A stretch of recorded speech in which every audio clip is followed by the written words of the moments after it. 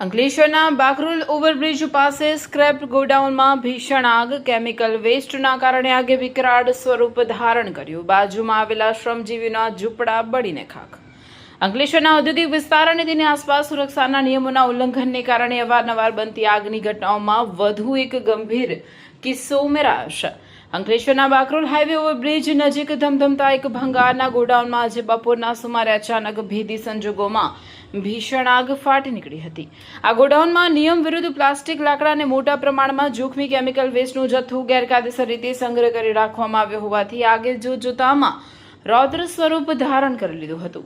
કેમિકલના કારણે આગ વધુ ઝડપથી પ્રસરી હતી અને આકાશમાં માઇલો દૂર સુધી કાળા ડિબાંગ ધુમાડાના ગોટે ગોટા ઉડતા દેખાતા હાઈવે પરથી પસાર થતા વાહન ચાલકો અને સ્થાનિક રહીશોમાં ભારે આફત અને ભયનો માહોલ સર્જાયો હતો, જેને પગલે લોકો જીવ બચાવવા આમ તેમ દોડવા લાગ્યા.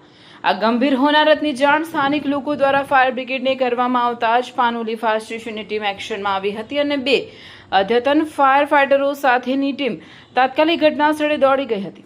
ફાયર ફાઇટરોના જવાનોએ પાણી અને ખાસ કેમિકલ ફોર્મનો મારો ચલાવીને કલાકોની ભારે જહેમત અને મથામણ બાદ આખરે આગ પર પૂર્ણરૂપે કાબુ મેળવ્યો હતો અને તેને વધુ ફેલાતી અટકાવી હતી. જો કે ફાયર બ્રિગેડની ટીમ પહોંચે તે પહેલા જ આગની પ્રચંડ જ્વાળાઓ ગોડાઉનને બિલકુલ અડીને આવેલા શ્રમજીવી પરિવારોના કાચા ઝૂંપડાઓ સુધી પહોંચી ગઈ હતી. આ ભયાનક આગની લપેટમાં આવી જતા ગરીબ શ્રમજીવીઓની જીવનભરની કમાણી, સામાન, તમામ ઘરવખરી, અનાજ અને કપડાં બળીને રાખ થઈ ગયા હતા, જેના કારણે આ પરિવારો ખુલ્લા આકાશ નીચે આવી ગયા છે અને તેમને મોટું આર્થિક નુકસાન વેઠવાનો વારો આવ્યો છે.